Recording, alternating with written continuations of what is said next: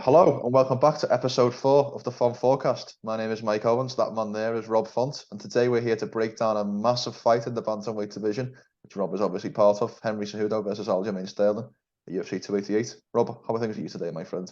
Doing great, man. I'm back on the pod. We got a big fight week. UFC 288, New Jersey. We got the champion, Aljamain versus Henry.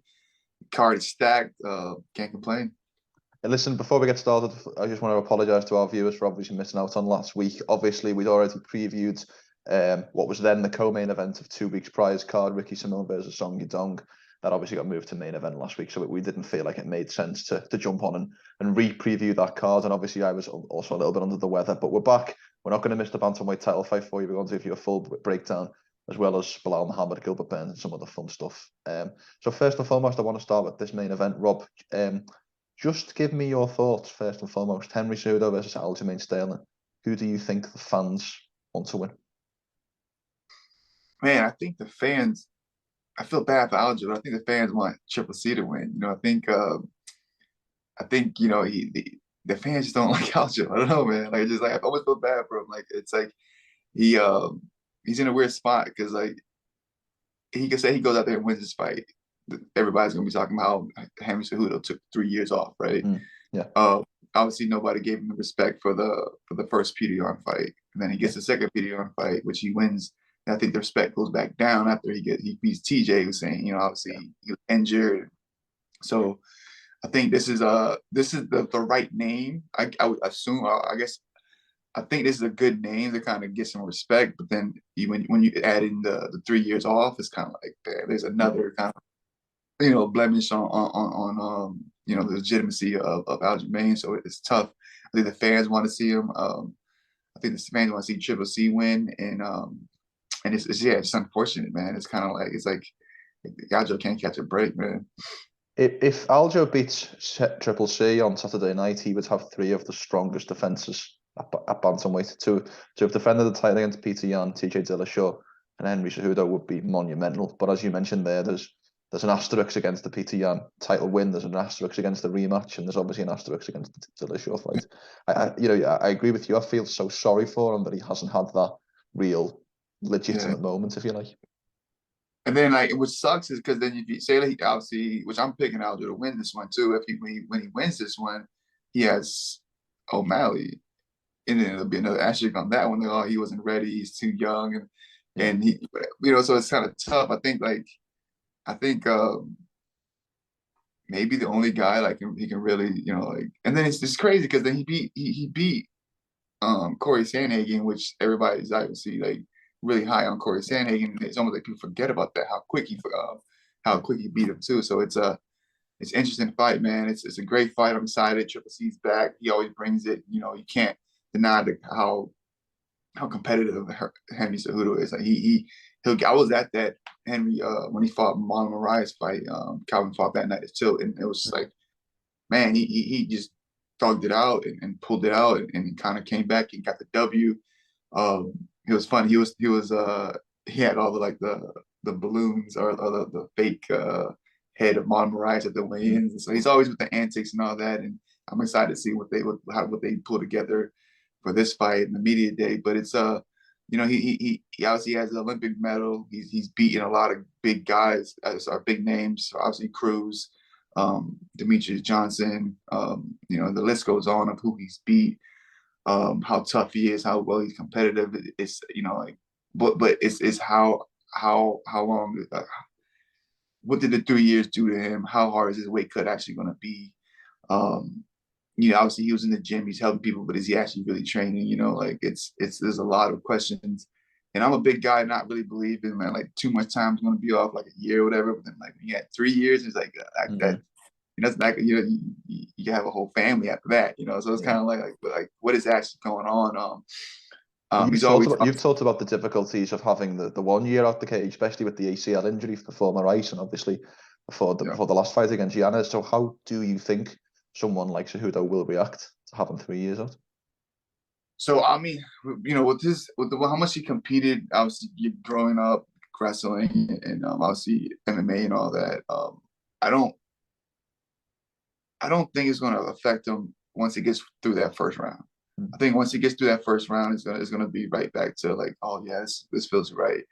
That's what I hope. You never know. Like, people like can get out there and like say Cheeto, like he just things don't happen sometimes. But they just kind of like just don't perform, or they don't wake up, or whatever. I don't see that, but you never know in 3 years. I don't think I know somebody that took 3 years off and came back. Like, was it, Joe? How long was George St. Pierre off before he? George was 4 years. George was 4 years Yeah. between Hendricks and Bisping, and obviously Jones has just come back after 3 years. So they're the two big examples that you can kind of look at. Yeah, and it's like I feel like, and it's like it's kind of hard though, because like when George St. Pierre came back, he was fighting Michael Bisping, right? Yeah. Yeah. So it's kind of like Michael Bisping's kind of on his way out. Henry's It was up a division. That's the only thing I'll say about that. It was up a division. Yeah, so yeah, that's true too. But and it's like he's coming, like you got Henry coming back to, like, I would say a tougher, bigger in his prime Aljamain Sterling. So it's like it's a hard task in front of him. It's interesting. I'm excited. I think if Aljamain can kind of like stick on the outside, pick him apart, stay long, because he is longer. He's reaches longer. He is taller. Kind of use more volume, use those teeps. He has awkward little kicks here and there.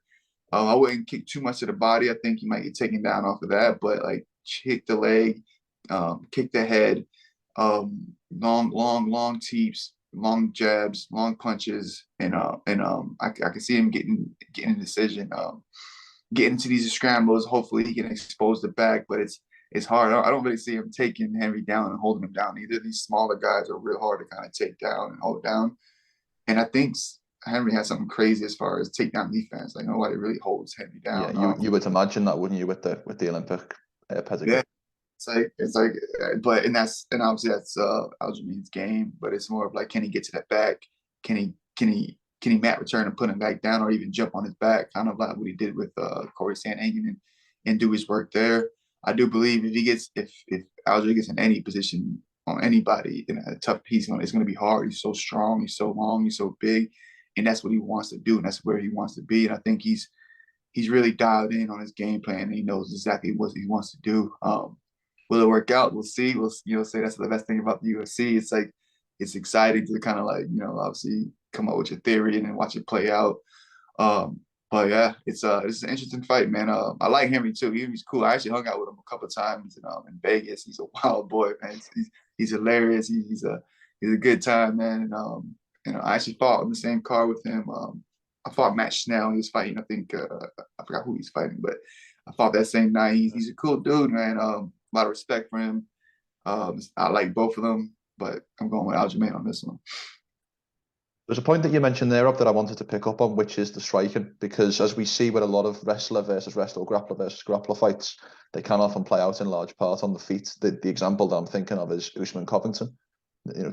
10 rounds that virtually played out as a kickboxing match. So if it does play out on the feet, who do you think's got the advantage in that area? I gotta say Aljamain. He's awkward, man. He doesn't set up his kicks with punches. It's more like he just throws out kicks and he just punches. He's longer. He's not a traditional striker. So meaning like you get certain looks and certain feels with traditional strikers, and like you're not gonna get that with him. Like, he's probably the hardest guy to spar. Like for most people, like when you spar awkward styles, are like just hard. You get hit with stupid little punches that you don't see. You get frustrated. You kind of man, get more technical. Be strike like throw a straight punch, those straight punches, throw right hook, but they're all over the place. When you're so used to the perfect technique, and then you get a guy like that, like just kind of all over the place, throwing spinning back fists, and he's awkward. So and I always go back to that Pedro Munoz fight. That was like one of the fights where I saw he actually picked up the volume and started like really throwing punches, and I think if he can do that, he can keep Henry at range. I think he would want to play more on the outside necessarily, like just chasing him down. I think if he chases him down, it's going to be Henry easily dump him. Not easily, but could potentially dump him. I think if he sticks and moves, back pedals, kind of keeps moving, and it just kind of like just basically like they just be a smart counter striker, and also try to fight as well as he can, backing up with punches, and then when he does get Henry to stop, then he just chops the kicks, however he chops them. But then you got Henry coming at you. He's short, Mike Tyson style, kind of come swinging. He has like he does kind of have like a right kind of karate stance. Yeah, like a karate stance where it's kind of, so it's not like he's a short, stocky dude, but he is shorter. So I think he's gonna kind of like try to be as long as possible with his hands, with his guard, and get some strikes off. But I don't know. I think the long punches, the awkward kicks could do enough to sneak a decision off.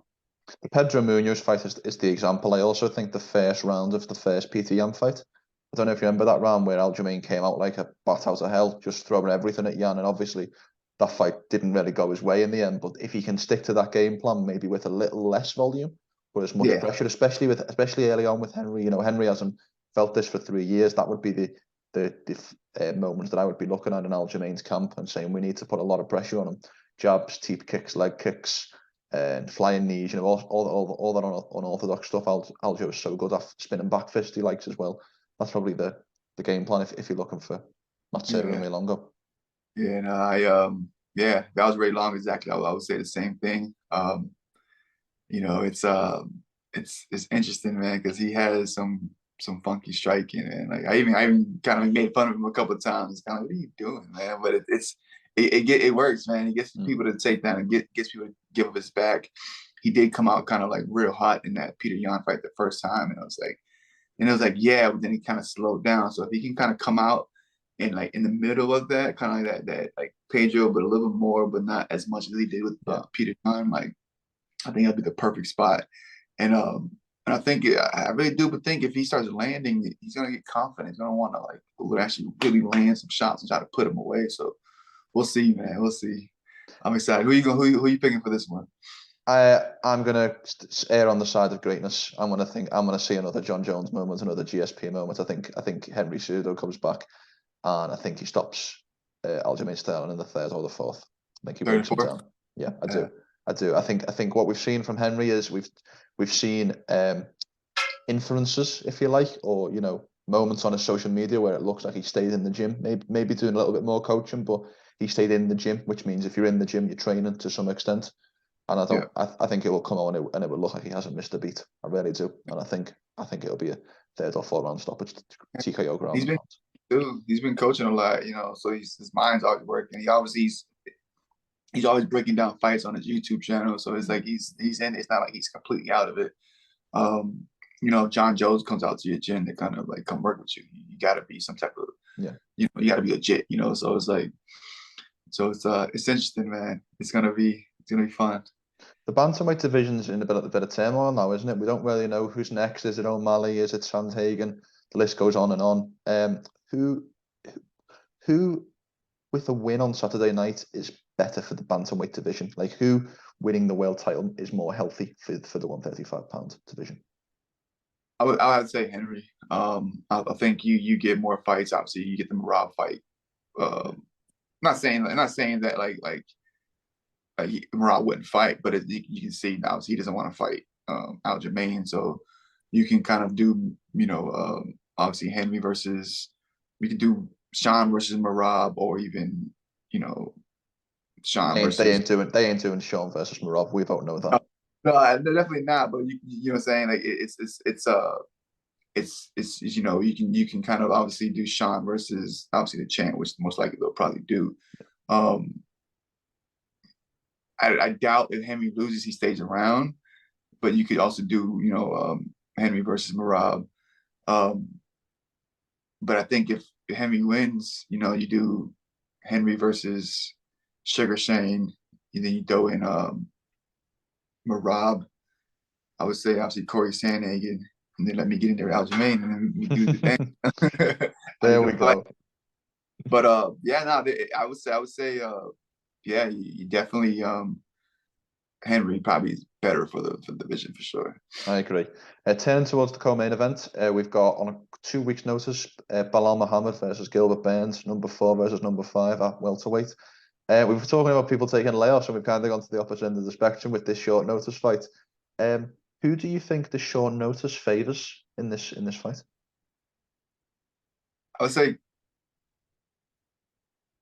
So I saw both of them out there that night. They were both in Miami. Bilal looked like he was in shape. It wasn't like he was like wasn't. I obviously didn't see him training or anything like that, but it isn't like he was like fat or out of shape or anything like that. It doesn't seem like he walks around that heavy either. So I don't think it's gonna be a big cut for him. You got to think about back-to-back cuts for Gilbert. You know, that could be tough, but he always does that. He's always fighting. He always, if he's not fighting, he's doing it before. He's at least doing some type of jiu-jitsu tournament or something like that. So kind of like at first I want to say, damn, 2 back-to-back cuts that could be rough, but I don't think for him it's not. You know, so I guess I would say like the short notice probably favors Gilbert in this one. You know, I know I spoke to Belal that week, and you know he was just talking about how he's waiting. He's kind of obviously just talked to Dana and Hunter, and he kind of like saying, yeah, I'm just waiting, man, just waiting. So like I know he was training, but I don't think how hard were you training? You know, then it's like a short notice fight, 5 rounds, and against another big name opponent that can also strike and wrestle and bring it. So it's kind of like this is a tough fight. Obviously short notice. Again, I don't think he cuts that much weight, but you know that is going to play a factor. Like 2 or 3 extra pounds that you weren't counting on does play a factor when it comes down to it. Obviously, pray and hope nothing happens and everything goes smooth with the weight cuts and all that. But yeah, this is interesting. It's another interesting fight. I like both these guys. I said I was hanging out with both of them. So I both these guys. So it's kind of like it's tough and to kind of pick these fights when you're going to see them soon, you know. But it's like it's I know Bilal is happy to. I know he's happy to fight because he's been itching. He was going on a media tour, confused on what's going on, and obviously he had the whole Dana White meeting. Gilbert's just a dog. He just wants to fight. He's nonstop. He's just constantly just put me in, coach. He's that guy. Like, put me in, coach. He's like, I just want to get after it. But it also like as far as the fight goes down, it's kind of like seems like Gilbert like does better when he has the wrestling advantage and can kind of anytime just take somebody down. But if he has to stand with people, it could get a little trickier for him. I think Bilal is probably the more crisper, like basic technical, stick to the game plan. I'm gonna keep it crisp. If I get a takedown, I'm getting a takedown. I'm not gonna force it. I don't think this is gonna be a big moment for both of them. I think the only thing I'm really worried about for Gilbert is that it is a 5-round fight, you know. So it's kind of like, how's the cardio going to feel?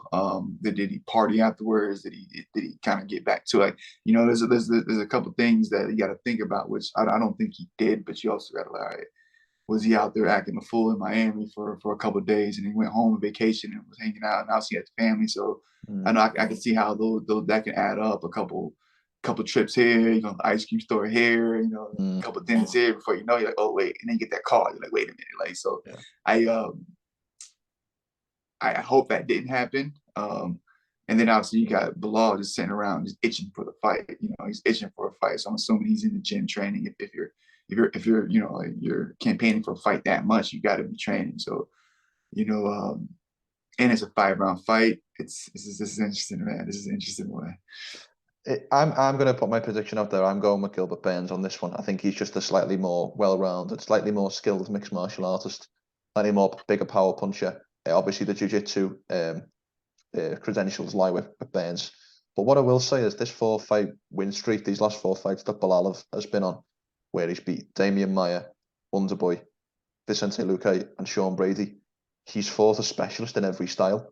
He's fought a specialist in the boxing, specialist in kickboxing, wrestling specialist, and jiu-jitsu specialist.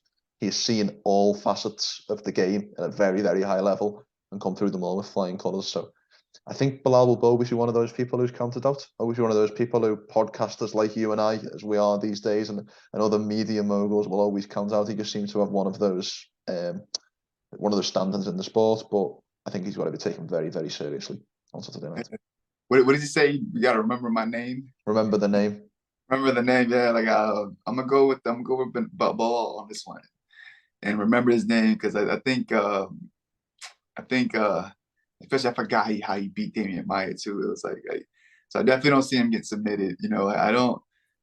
I think he has the highest takedown defense in the welterweight division. I think it's 92 or 93%. It's stupidly high. Yeah, that's crazy. That's crazy, man. Like, I gotta go train with that guy, man. Like, I do think Gilbert does get a little loopy, a little wild. Yeah, and yeah, but he's been fighting so many good guys and finishing. I'm not well finish the last one, but he's been beating these guys. And man, this is another tough one. I love the UFC. They keep putting these great matchups and but I think I'm gonna go against you on this one. I'm going with the Belal on this one. I think he's gonna stick to the game plan, keep it real basic, probably a little boring at times the first 2 rounds, but but I think he's gonna do just enough just to get the W and get his title shot. I'm gonna go the other way. My prediction is if I see a stoppage, I see it on Burns' side, which means that if for Belal to win, he's got to win 3 of 5 rounds. That's how I see it in my head. And I can't see him doing that against Gilbert. I think Gilbert will be too skilled early on. The possibility with Gilbert is that he may fade. He may fade in 4 and 5. And Belal's gas tank is known to be strong, but I just think Gilbert will either get him out of there towards 3 and 4, or will just have enough banked in 1 and 2 to maybe win another round. You thinking about like TKO or spike submission? I think I'm wondering if Gilbert wins 1 and 2. Belal comes back and wins 3, and then Gilbert wins 1 of 4 and 5. And see us the deal late, something like that. A bit of a second wind. Nice. I'm excited, man. I was just with both of these guys. It's like when I saw that, I was like, what? Like, all right, let's go. It's gonna be a great fight, man. Like, it's and then I was kind of like, well, let me get back in the gym, man, because these guys are already booking fights already. Like, let's get back to it, So it's interesting, man. I give my hat off to Gilbert, man. Like it's one thing to say it, like even after that last fight, I'm the only one of those guys that fight anybody. Like he really is, He's one of those guys that fight anybody anywhere. Go knock this dude out or go win this fight if he does, and then turn around and do some more jiu-jitsu tournaments, and like he's just that guy, So it's but I just think I think it's Belal's time. This is his moment. He's been fighting a bunch of killers for a while. He needs this one, then he gets his shot, and we'll see how it plays out. Love it. Big fight in the welterweight division. Rob, final question from me. Give me one other fight on the card that you've got your eye on. What is one other fight you want to recommend or shout out to people? I'm probably gonna mess his name up, but Charles Jourdain and Kron Gracie. Am I saying that right? Jourdain. Jourdain. All right, Charles. I think it's gonna be a great fight. I think that's another. Kron's been out for a while too, right? Like, yeah, Kron's been out since the Cup Swanson loss about 4 years ago. Yeah. I like him. I like his style. As far as Charles, like he's slick, he's smooth. Kron, I like Kron too, man. Nick Diaz on me, all that. Like he's great. It's you haven't seen him for so long, and you almost forget how good he is on the ground. But then it's like, how's the striking coming along? Do you know who he's working with? As far as like, I'm not entirely sure, but I did see an interview with him where he said we should strip fights of rounds. It should be one big fight like the old days. So that doesn't inspire me that Kron is worth on a strike, and that inspires me that he's just going to try and get the takedown. Yeah, he's old school, man. He's one of those give me 2 hours to finish this guy. He's old school. But yeah, no, I think that's another one. Like I like Charles' style. Like he's slick. He's aggressive. He's I feel like if he can land a couple shots and have Kron, like shooting a couple bad takedowns, even pulling guard, he'll eventually get him out of there. TKO. I think it's gonna be a great fight. Obviously, you got Jessica Andrade versus Jan. That could potentially be a fight of the night. Like, Jan's nonstop value, and obviously, Jessica Andrade is bringing bombs. She's coming off a loss too, so that she might have an extra little fire under her to kind of get that W. But you got to get Jan is so creative. She's so elusive. She's all over the place. Love the side kicks from her. Like she's She's and she's fought a lot of people, man. She fought a lot of names in the division. So that's another great fight. But man, you pick them like this whole card is stacked, man. Like, and again, Sean Shelton, McMahon did their job, put another banger on, brought it back to New Jersey. I might have to get out there, man. Come fly out to America, man. Let's go to Jersey, man. Come out here, bro. Let's go hang out at the Prudential Center. It will one day. I'm going to go with Drew Dober versus Matt Frevola, kicking off the main event of the prelims. That fight to me is either a KO or fight of the night. There is no way that that fight does not end in either someone standing up at the lights or with both men with 50 Gs in the hand. And quick shout out to Drew Dober, because I spoke to him about 2 weeks ago and we mentioned the pod and he congratulated us. So shout out to Drew Dober. Let's hope he gets the dub on Saturday night. Yeah, Drew Dober's the man. He's about to beat Bobby Green, right?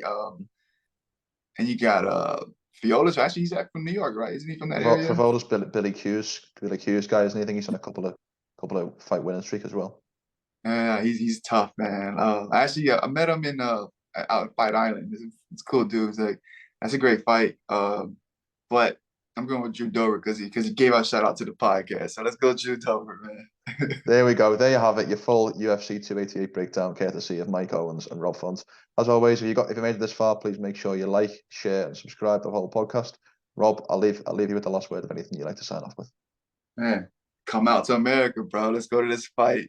No, but guys, please tune in, subscribe, like. This has been a blast. Hope you guys are entertained. Hope you maybe listen to these picks, win some money, lose some money. It's not on me, it's Mike's fault. But yeah, man, just guys keep subscribing. This will get better. I think we're doing a lot better with it, and I'm excited for the future of these episodes.